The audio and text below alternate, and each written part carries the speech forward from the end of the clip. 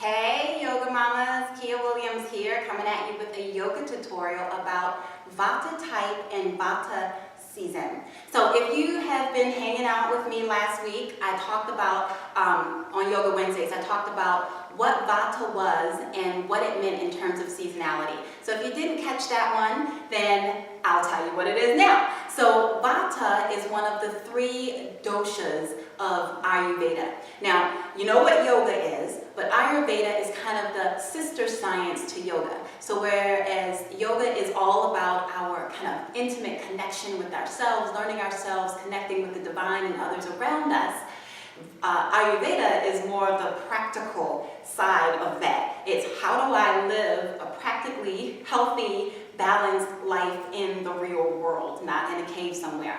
So Ayurveda takes all of nature and all of our full view of ourselves into consideration when it talks about our health. And to do that, it breaks everything in nature, including ourselves, down into these 3 kind of components or 3 characteristics. And those characteristics are called doshas.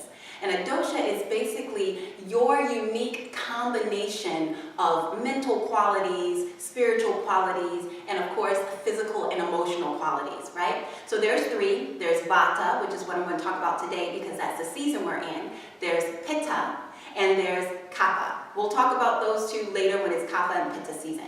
But right now, it's Vata season. And Vata, the qualities of Vata when we talk about seasonality, it's cold, it's windy, it's hard, like the earth is hard, it's unyielding, right? And in our personalities, Vata is when it's imbalanced, when it is in balance, it is balanced, it is very creative and spontaneous and intuitive and sensitive. It's those qualities that allow us to express ourselves in creative and artistic ways. Very good stuff.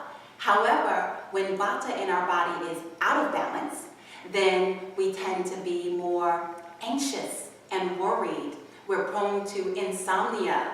We are more irritable and more, type A, holding on to things. We start to be kind of flighty with our thoughts and not so practical anymore. So during this time of the year, when the weather is very Vata, it tends to increase that characteristic in ourselves. So today I'm going to teach you a breathing technique to help you decrease the Vata in you. We're going to practice this together next week on Yoga Wednesdays as well, but I'd like to get you to understand the science behind it. So we're going to do what's called left nostril breathing. A lot of you know about Nadi Shodanam or alternate nostril breathing, but left nostril breathing is kind of like the cousin to Nadi Shodanam, all right? So what we're trying to do is calm our nervous system, right? Which is what we want to do when we're feeling anxious and flighty, right? So in order to do that, we're going to breathe, inhale, we're going to stimulate through our left nostril, and because we're human, our nervous system is flip-flopped, right? So when we stimulate the left side of our body, it's the right side of the brain that actually gets that stimulation. Now, the right side of the brain is associated with rest, digestion, calmness, creativity, femininity, all of these nice, subtle yin aspects of life. Whereas the left side of the brain is the pragmatic, organized, determined, active, masculine side. We don't want that going on when we're already feeling anxious. We want the right side of the brain to be calm and relaxed. So in stimulating this left nostril, we're going to calm the right side of the brain. Does that make sense?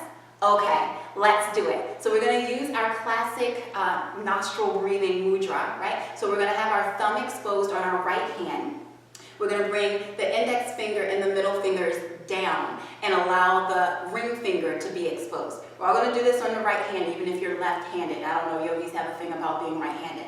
We're only going to use the thumb and the ring finger. We're going to use our right thumb to close off our right nostril. And we're going to use our right ring finger to close off our left nostril. Obviously not at the same time, right? So what we're going to do is we're going to take a couple of breaths here. And then we're going to exhale and close off the right nostril and inhale through the left. Close off the left nostril and exhale through the right.